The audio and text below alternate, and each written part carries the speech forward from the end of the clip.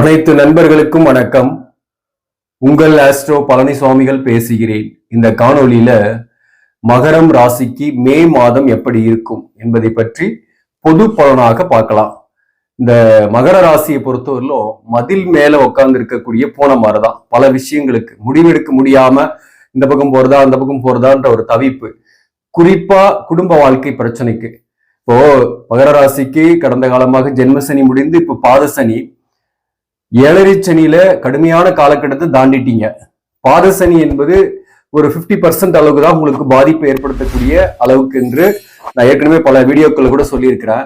இந்த மாதத்துல எந்த அளவுக்கு பாதிப்பு வரும், இந்த 2ஆம் இடத்துல இருக்கக்கூடிய சனியால பாதிப்பு இருக்குமா? 5ஆம் இடத்துல குரு வந்துடுறாரு மே 1ஆம் தேதியிலிருந்து. அப்போ இந்த குரு ஓரளவுக்கு உங்களுக்கு சப்போர்ட்டிவா இருக்கும்.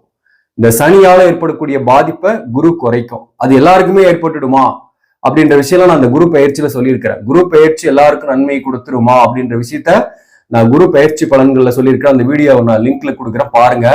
இப்போ பாத்தீங்கன்னாக்க குறிப்பா ஓரளவுக்காவது பாத்தீங்கன்னாக்க சில முடிவுகள் கிடைக்கும், ஒரு தெளிவு கிடைக்கும். ஏன்னா குருவோட பார்வை ராசிக்கு இருக்கிறதுனால இந்த மதில் மேல உட்கார்ந்து இருக்கக்கூடிய பூனை அந்த மாதிரி நிலைமையில மாறி ஒரு திருமண வாழ்க்கையில் இருக்கக்கூடிய பிரச்சனைகளுக்கு ஒரு தெளிவான முடிவுகள் எடுப்பீங்க. குறிப்பா சொல்ல போனா பல பேருக்கு பாத்தீங்கன்னாக்க மேரேஜ் லைஃப்ல பிரச்சனை அப்படின்னாக்க தொழில்ல பிரச்சனை இல்லாம இருப்பீங்க. தொழில்ல பிரச்சனை இருக்கு அப்படின்னாக்க மேரேஜ் லைஃப்ல பிரச்சனை இல்லாம இருப்பீங்க. சோ இந்த மாதிரி ஏதாவது ஒரு பிரச்சனையோட தான் இருக்கக்கூடிய சூழ்நிலை இந்த காலகட்டத்துல சனி பகவான் கொடுக்கக்கூடிய கஷ்டங்கள். அந்த கஷ்டத்துல இருந்தெல்லாம் கொஞ்சம் கொஞ்சமா வெளியே வந்துட்டு தான் இருக்கீங்க. அதுல இந்த மாதமும் ஒரு சிறப்பான மாதம் தான். எந்தெந்த விஷயங்கள்ல மாற்றங்கள் ஏற்படும் என்பதை பற்றி நம்ம குறிப்பா பார்க்கலாம். இந்த மாதத்தை பொறுத்தவரையிலும் அட்டமாதிபதியாக வரக்கூடிய சூரியன் உச்சம் பெற்று உங்க ராசிக்கு 4ஆம் இடத்துல சுக்கிரனோடு சேர்ந்திருக்கிறார். 5க்குரிய சுக்கிரன் 4ஆம் பாவகத்துல சூரியன் சுக்கிரன் சேர்க்கை. இது உடல் நலத்தை கொஞ்சம் பாதிக்கும். உடல்நல விஷயத்துல கவனமா இருந்துங்க. வண்டி வாகனங்கள்ல செலவுகள் ஏற்படும், அல்லது சில பேருக்கு வாகன மாற்றம் ஏற்படக்கூடிய வாய்ப்பும் உண்டு. சில பேருக்கு வீடு மாற்றம் ஏற்படக்கூடிய வாய்ப்பும் உண்டு. வீடு மாற்றத்துக்கான ஷிஃப்ட் பண்றதுக்கான சிந்தனை இருக்கும். சில பேருக்கு அப்படி ஷிஃப்ட் பண்ணக்கூடிய சான்சஸ் இந்த மாதத்தை பொறுத்தவரையிலும் இருக்கு. சில பேருக்குலாம் பாத்தீங்கன்னாக்க வீட்டிலேயே செலவுகள், குறிப்பா ஆல்ட்ரேஷன் போன்ற செலவுகள், அல்லது புதிதாக வீடு கட்டுறது வாங்குறது, இந்த மாதிரியான செலவு, அதுக்கு கடன் படக்கூடிய சூழ்நிலை, சொத்துக்கள் தொடர்பாக இதெல்லாமும் ஏற்படும். பயணங்கள் ஏற்படும், நீண்ட தூர பயணங்கள் கூட சில பேருக்கு ஏற்படும். அதே போல 4ஆம் இடத்துல சூரியன் இருக்கிறதுனால குறிப்பா வாழ்க்கை துணைவருடைய உறவுகள், வாழ்க்கை துணைவருடைய மாமனார் மாமியார், இவங்களோட ஒரு மனக்கசப்புக்கள்லாம் போகும். அந்த விஷயத்துல கொஞ்சம் கவனமா இருந்துங்க. குறிப்பா 4ஆம் இடத்துல இருக்கக்கூடிய சூரியன் சுக்கிரன் பாத்தீங்கன்னாக்க கொஞ்சம் கோபம், டென்ஷனை கொடுப்பார். வார்த்தை விட்டுறக்கூடாது, அவசரப்பட்டு எந்த இடத்துலயும் வார்த்தை விடாம இருந்தீங்கன்னா பெட்டர். அதே போல பாத்தீங்கன்னாக்க உடல்நல விஷயத்துல கவனமா இருந்துங்க. தாய்வழி உறவுகளோட கருத்து வேறுபாடுகள் வரலாம். தாயாருடைய கூட கருத்து வேறுபாடு வரலாம் சில பேருக்கு, அல்லது தாயாருக்கு உடல்நல பாதிப்பு ஏற்பட்டு நீங்க அதனால தாயாரோட உடல்நலில் கவனம் செலுத்திக்கணும். மேலும் உங்களை சுத்தி ஏதாவது ஒரு சிக்கல் இருந்துகிட்டே இருக்கிற மாதிரிதான் இருக்கும். அந்த சிக்கலை நீங்க உடைச்சி வெளிவரத்துக்கு நிறைய முயற்சிகள் செய்வீங்க, புத்திசாலித்தனமாவும் செயல்படுவீங்க. இந்த 3ஆம் பாவகத்துல இந்த மாதத்துல தொடக்கத்துல இருந்தே முடிவு வரலுமே பாத்தீங்கன்னா ராகு செவ்வாய் புதன், அதுல புதன் மட்டும் மே 10ஆம் தேதியிலிருந்து உங்க 4ஆம் பாவகத்துக்கு பயிற்சி ஆகிடும். அப்போ செவ்வாய் ராகு சேர்க்கை 3ஆம் பாவகத்தில் இருக்கிறது நன்மையான்னா, இந்த 2 கிரக சேர்க்கை வேணா தீமையா இருக்கலாம். ஆனா இடம் இருக்கிற இடம் 3ஆம் இடம், மறைவு ஸ்தானம். அதனால பெருசா பாதிப்பு இல்லை. அலைச்சல் இருக்கும், பயணங்கள் இருக்கும், சிறுதூர பயணங்கள் நிறைய செய்வீங்க. சகோதர வழி உறவு நிலை கொஞ்சம் கரெக்டா இருக்காது. பெருசா நம்ம எதிர்பார்த்து நீங்க போனீங்கன்னா அங்க ஏமாற்றத்தை அடையக்கூடிய சூழ்நிலை வரும். உங்களுக்கு ஒரு யாரோ ஒரு 3வது நபர், ஒரு வெல்விஷர், ஒரு மதிக்கத்தக்க மனிதருடைய அறிவுரை அல்லது அவருடைய சொல்லால உங்களுக்கு ஒரு தெளிவு கிடைக்கக்கூடிய மாதம். ஒரு புதியவர்களை மீட் பண்ணுவீங்க, புதிய நண்பர்களாக இருக்கலாம். அவரால் உங்களுக்கு சில பிரச்சனைகளுக்கு ஒரு முடிவுகள் ஏற்படும். குறிப்பா இந்த மாதத்தை பொறுத்தவரை அதுதான் பெரிய பாசிட்டிவ். உடல் நலத்துல கொஞ்சம் பிரச்சனை வரும்னு சொல்லியிருக்கிற 4ஆம் இடத்துல சூரியன் இருக்கிறதுனால சூட்டு சம்பந்தமான வியாதிகள், காய்ச்சல், அல்லது சில பேருக்குலாம் பாத்தீங்கன்னா சளி தொந்தரவுகள், உடல் நலத்துல வயிறு சம்பந்தமான தொந்தரவுகள் இதெல்லாம் வரும். அதே போல மூட்டு வலி, கை கால் வலி இதெல்லாம் கொஞ்சம் வரும். அதுல நீங்க கொஞ்சம் கவனமா இருந்துங்க. ஆனாலும் பெரிய அளவுக்கு பாதிப்பு வராது. ஏன்னா குருவோட பார்வை ராசிக்கு இருக்கிறதுனால பெரிய அளவுக்கு பாதிப்புகள் இருக்காது.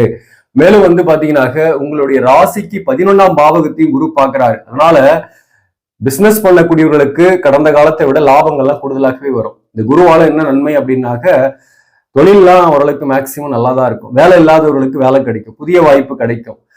புதிதாக முயற்சி பண்றீங்க, இன்டர்வியூ போய் அட்டன் பண்றீங்க அப்படின்னா இந்த மாதத்தை பொறுத்தவரை சக்சஸ் உண்டு. போட்டித் தேர்வு எழுதுறீங்க, உங்களுக்கு கவர்மெண்ட் வேலைக்கு போறதுக்கான பிராப்தங்கள் இருக்குன்னா இந்த கவர்மெண்ட் வேலை கிடைக்கக்கூடிய வாய்ப்புகள்லாம் உண்டு, பாஸ் ஆகிறதுக்கு வாய்ப்பு உண்டு.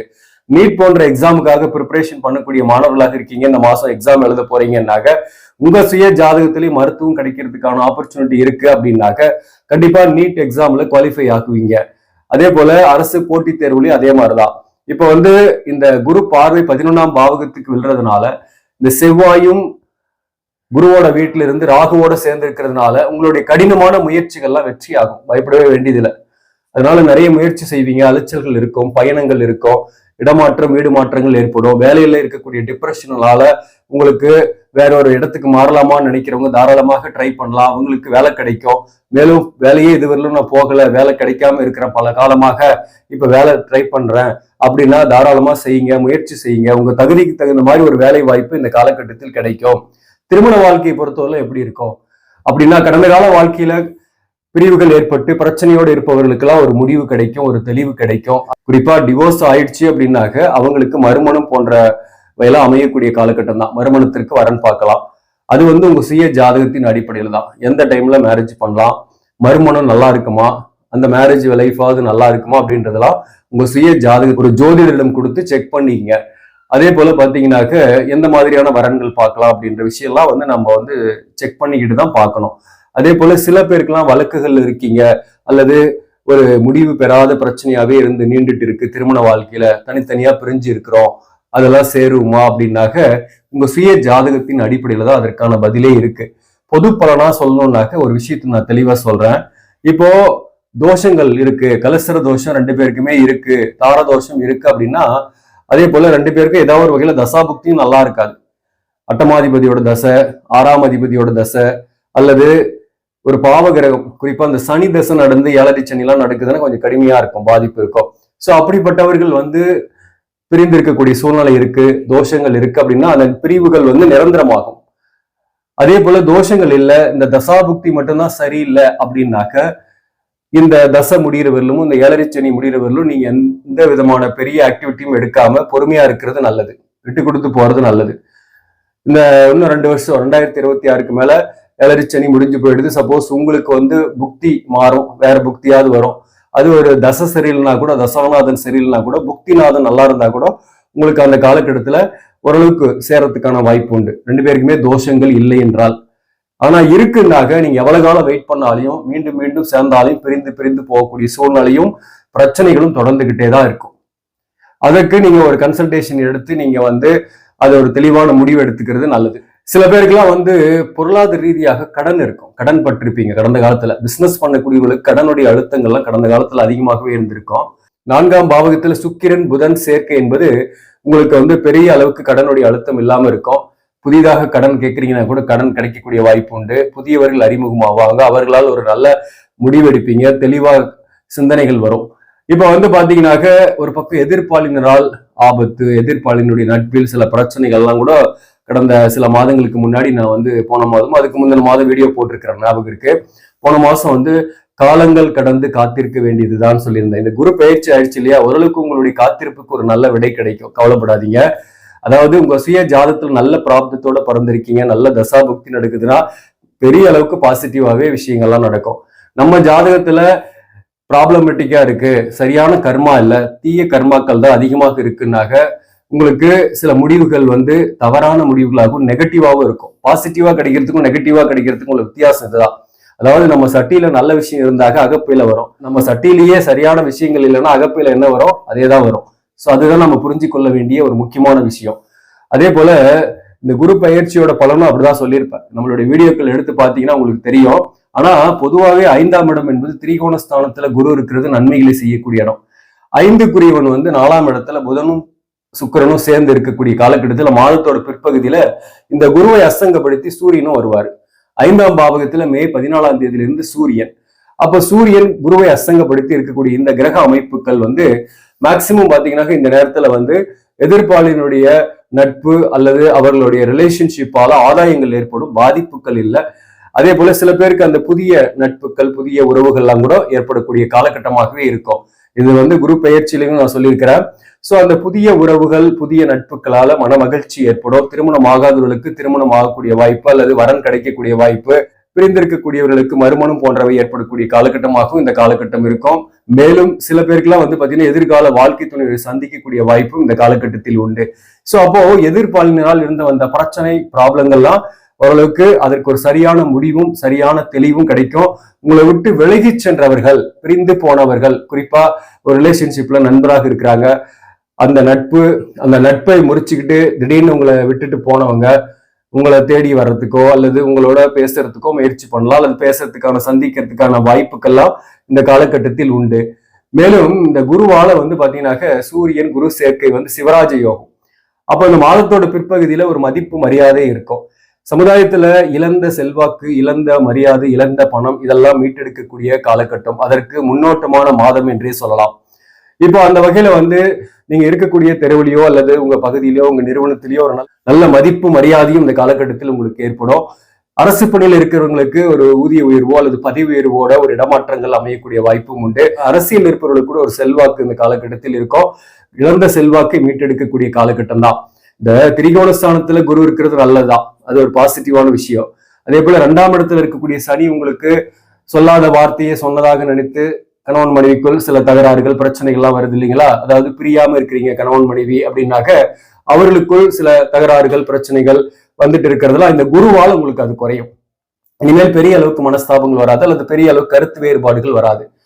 அதே போல இந்த 2ஆம் இடத்துல இருக்கக்கூடிய சனியால தேவையற்ற செலவுகள் அதிகமாக ஆயிருக்கும். கையிருப்பு நிறையவே கரைஞ்சிருக்கும். அந்த கையிருப்பு பெருசா கரைஞ்சாலும் அது சுப விரயமாக ஆகும். இந்த காலகட்டத்தை பொறுத்தவரையிலும் இந்த காலகட்டத்தில் நீங்க ஹெல்த்தை மட்டும் நீங்க கொஞ்சம் கவனம் செலுத்தீங்க. அதே போல இந்த சூரிட்டி கொடுக்கறது, ஒருத்தர்கிட்ட பணம் கொடுத்துட்டு டாக்குமெண்டேஷன் இல்லாம நீங்க பணம் கொடுக்கறது, வாங்குறதெல்லாம் உங்களுக்கு ஒரு பெரிய பாதிப்பு கொடுக்கும். இந்த காலகட்டத்திலும் அதுலலாம் கொஞ்சம் கவனமா இருந்துங்க. எந்த ஒரு கையெழுத்து போடணும் அல்லது ஒரு பொருளை கொடுக்குறீங்கனாலே அதுக்கு ஒரு எவிடன்ஸை மேக் பண்ணிங்க. ஏன்னா புதனும் நீசமா இருக்கிறார் மாதத்தோட முதல் 10 நாள். அதனால சொத்து வாங்குறீங்க, வீடு வாங்குறீங்க அப்படின்னா கூட அதுல வெரிஃபை பண்ணிட்டு மாதத்தோட பிற்பகுதியில போஸ்ட்போன் பண்ணி வாங்குங்க. கண்டிப்பா நன்மைகள் ஏற்படும். பிற்பகுதியில ரொம்ப சிறப்பா இருக்கு. சூரியன் 4ஆம் இடத்தை விட 5ஆம் இடத்துக்கு குருவோடு சேரும் போது உங்களுக்கு புத்திரர்களால சுப விடயங்கள், சுப செலவுகள் ஏற்படும். 9ஆம் பாவகத்துக்கும் குரு பார்வை இருக்கு. கேது பகவான் 9ல் இருக்கிறார். இந்த பூர்வீக சொத்து சம்பந்தமான பிரச்சனைகளுக்கெல்லாம் ஒரு முடிவு கிடைக்கும். சொத்துக்கள், வீடு சம்பந்தமான வழக்குகள் இருக்கு, பிரச்சனையோட இருக்கீங்க அப்படின்னா அதுல ஒரு முடிவு கிடைக்கும். தந்தை வழி உறவுகளோட ஒரு கருத்து வேறுபாடு வந்தாலும் அந்த முடிவுகள் உங்களுக்கு சாதகமா இருக்கிறதுக்கு வாய்ப்பு இருக்கு. பாசிட்டிவாவே இருக்கும், முடிவு கிடைக்கும். இந்த மாதத்தை பொறுத்தவரை எந்தெந்த தொழிலெல்லாம் சிறப்பாக இருக்கும் அப்படின்னாக்க மண், மனை, விவசாயம், பெட்ரோல் இந்த மாதிரியான தொழில்கள் இருப்பவங்க, ஆபரணம், ஆடை போன்ற தொழில் இருப்பவங்க, வாக்கால் பிழைக்கக்கூடிய தொழில், ஒரு சிறு கடை நடத்துறவங்க, இவங்கெல்லாம் ஒரு நல்ல வருமானத்தை பெறக்கூடியவர்களாக இருப்பாங்க. மருத்துவம் சார்ந்த துறையில் இருப்பவர்கள், நிர்வாகம், அதே போல ஒரு தலைமை பதவியில் இருப்பவர்களுக்கெல்லாம் ஒரு நல்ல ஒரு முன்னேற்றமான காலகட்டம். இந்த ஃபீல்ட்ல இருக்கக்கூடியவர்களுக்கெல்லாம் நல்ல ஒரு வருமானம் வரும், கூடுதலாக இம்ப்ரூவ்மெண்ட் இருக்கும். ரியல் எஸ்டேட்டை பொறுத்தவரை கொஞ்சம் இம்ப்ரூவ்மெண்ட் ஆக ஆரம்பிச்சிடும் இந்த மாதத்தோட இறுதியில இருந்து. அதுல இருப்பவர்களுக்கு நல்ல கமிஷன் வரக்கூடிய வாய்ப்புகள்லாம் உண்டு. அதே போல ஆபரணத்துல நீங்க கோல்டுல இன்வெஸ்ட்மெண்ட் பண்ணலாம். இதுக்கு முன்னாடி கூட சொல்லியிருக்கிறேன், இன்வெஸ்ட்மெண்ட் பண்ணவங்களுக்குலாம் இப்போ ஓரளவுக்கு பரவாயில்ல, இன்னும் கூட டெவலப் ஆகும், இன்வெஸ்ட்மெண்ட் பண்ணலாம். ஷேர் மார்க்கெட்டை பொறுத்தவரையிலும் மே 10ஆம் தேதிக்கு மேல கன்சிடர் பண்ணுங்க. அது வரலும் போகாம இருக்கிறது நல்லது. உங்க சுய ஜாதகத்திலையும் புதன் வக்கரமாயோ அஸ்தங்கமாயோ இருந்தாக்க நீங்க அந்த பக்கம் போகாம இருக்கிறதே நல்லது. இந்த மாதத்தை பொறுத்தவரை நீங்க வழிபட வேண்டிய தெய்வம் சூரிய நமஸ்காரம் பண்ணிட்டு வாங்க. ஆக நண்பர்களே, இந்த பதிவு உங்களுக்கு பிடிச்சிருந்தாக்க லைக் பண்ணுங்க, இதை மற்றவர்களுக்கும் ஷேர் பண்ணுங்க. இன்னும் நம்ம சேனலை சப்ஸ்கிரைப் பண்ணாம பாக்குறவங்க சப்ஸ்கிரைப் பண்ணி கண்டினியூ பண்ணுங்க. இதன் மூலம் உங்களுக்கு ஒரு சரியான ஜோதிட தகவல்களும் ஆன்மீக தகவல்களும் கிடைக்கும். நன்றி, வணக்கம்.